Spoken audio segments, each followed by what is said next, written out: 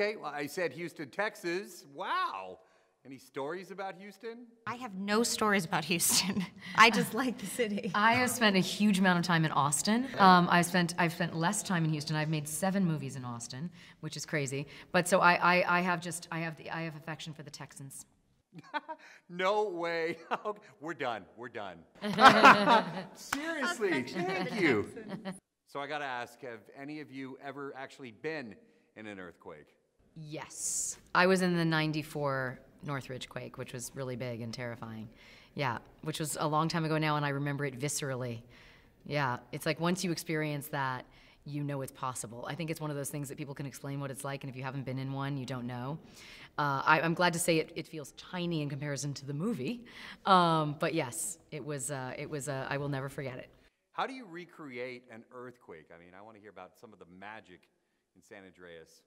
Well, I am a believer as an actress in sense memory, which is sort of the idea that you can use a memory from your past in order to sort of put it into what you're fake experiencing, I guess is the best way to describe it. And I haven't been through an earthquake, but the only time I felt something of that scale, I would say I grew up in New York, was 9/11, and I have never felt that as a human being before or after that day, that week. And so I did use that a great deal in the audition process and while shooting the movie. Having not experienced an earthquake itself, that sort of seemed like the most similar experience as to what my character was going through.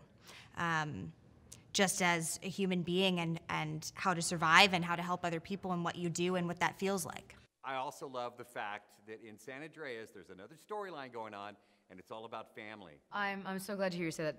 That for me, for sure, when I read it, was the thing that compelled me to do it, because all of this, the spectacle is amazing and completely riveting, and yet I think the core of the family and this family coming together is what really gets your heart, you know.